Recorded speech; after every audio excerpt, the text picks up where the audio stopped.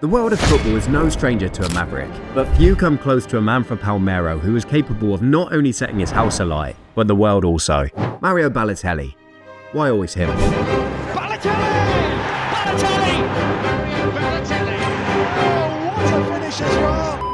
In this video, I'm going to be looking at the wildest things that Balotelli ever did in his career. Starting with the time that he left Jose Mourinho fuming on the touchline. In 2009, Inter travelled to Rubin Kazan in the Champions League. And due to injuries, there was a severe shortage of strikers at Inter, when Mourinho decided to start a 19-year-old Balotelli up front. And of course, he would find himself booked in the first half. And as a result, Jose Mourinho's half-time team talk consisted of 14 minutes of chatting to Mario Balotelli. I was spending 14 minutes speaking only for Mario. Mario, I cannot change you. I cannot make a change. I don't have a striker on the bench.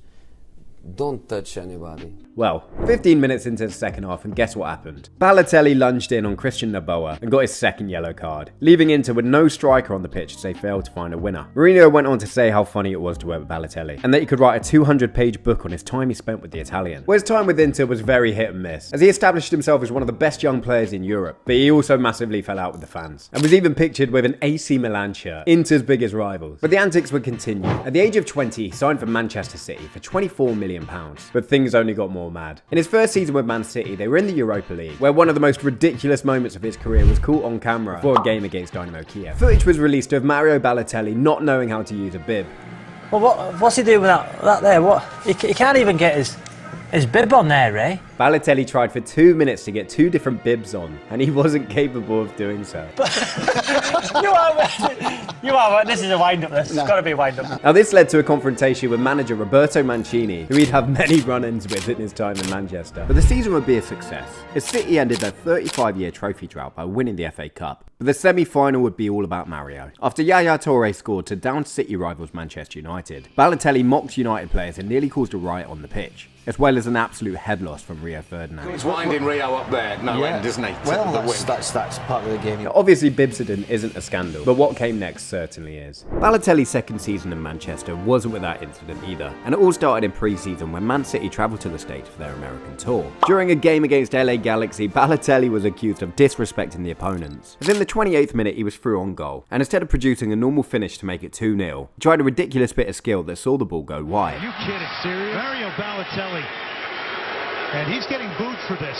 This led to outrage from Man City, with Mancini subbing him off straight away. We just saw them have a big argument on the touchline. But if any story sums up Balotelli, it's this one. A few months later, Balotelli was made the ambassador of Manchester for fireworks safety. Now, this came with a big responsibility for the Italian, which included warning children about the dangers of fireworks. But just a week prior, Mario was on a mad one. During a party at his mansion in Manchester, his lack of safety with fireworks almost led to the house being burnt down. And in a bad move, Balotelli and his friends set off fireworks in his bathroom. Now, this went massive, as 2 fire crews were called out to his house and prevented his house from literally burning down. Balotelli came out later and said that it was his friends that let off the fireworks. But given his track record, who knows if that's the truth. And the rest of the season would be highly successful, but Balotelli was of course in the headlines more often. But Man City did go on to win the league this year, with Balotelli getting his only Man City assist for their most famous goal of all time, Aguero's league-winning goal on the final day. Balotelli!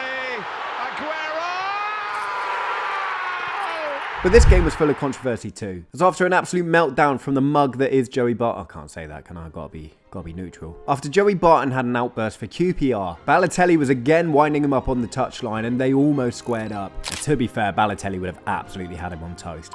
And his third and final season for Man City was interesting. He played a lot less due to a falling out with Mancini. Again. But this is where the real interest in rumours start coming about. Now, I'm just reporting on the rumours, so I don't know how true these are. But there were rumours of Balotelli driving around Manchester just before Christmas and throwing wads of £5,000 out the window to homeless people, which is absolutely incredible if true. And the next story I could put money on being fake, but it's a good story nonetheless. Apparently one day a young boy was collecting autographs outside the training ground when Balotelli asked him why he wasn't at school. The boy replied that he was being bullied, so Balotelli took the boy to his school and had a meeting with the head teacher. But there's so much wrong with that story, I kind of hope it isn't true. But following his last season, Balotelli went on loan to Italy, but not back to Inter. He secured a loan signing with AC Milan, which only added fuel to the fire with the Inter fans who were not happy at the transfer. But upon arriving back in Italy, Balotelli was subject to racial abuse throughout the season. This must have been an extremely hard time for him. He came out in an interview and revealed how alone he feels when he's subject to racial abuse. If it's gonna happen one more time,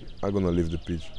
because it's so stupid. And this was a common theme throughout his career, as he consistently experienced racism throughout his time in Italy. So despite being a crazy character, he's definitely had his hardships. And after having a really tough year in Milan, he was back in the Premier League. In an often forgotten stint, he moved to Anfield to play for Liverpool. With a lot of pressure on his shoulders to fill the gap left by Luis Suarez in the summer, it would quickly unravel that he wasn't the right addition to the squad. As allegedly 6 weeks in, one of the staff members of manager Brendan Rodgers revealed that Balotelli would never have the maturity to be able to play for the team. Liverpool, Liverpool, Liverpool. And after playing consistently up until December, he very quickly fell out of favour with Rodgers, whilst the off-pitch antics would continue. Not long after joining the Reds, he lost his driving licence after going 110 miles per hour down the motorway. And not long after moving into a mansion in Formby, Balotelli had to get the painters and decorators in, as he celebrated his move by having a big paintball fight inside the house. And on top of this, one evening in Formby, Balotelli's neighbours were awoken by what they thought was a Formula 1 car revving in his driveway. But in reality, Mario and his pals had taken the Ferraris out around Formby and were just racing them. Well, following the conclusion of his move to Liverpool, Balotelli went back to Italy before making a move to Nice, where he quickly regained his form. And in this time, his antics seemed to calm down, until he produced one of the most legendary goal celebrations of all time. In 2019, he made a move to Marseille, and in March scored an unbelievable goal against Saint Etienne. His celebration? Going pitch side and grabbing his phone and creating an Instagram story.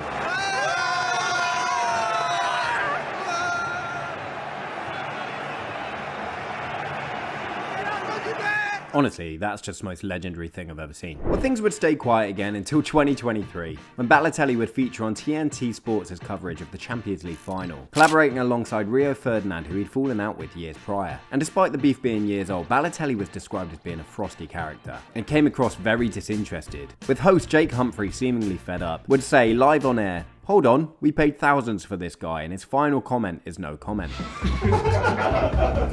But in a career that's been full of madness, we're nearing the end of the Mario Balotelli show, but he hasn't seemed to lose his charisma, if you could call it that. As he currently plays in Turkey for 2nd Division team Adana Demirspor, he was recently filmed letting off a firecracker in the middle of the changing room.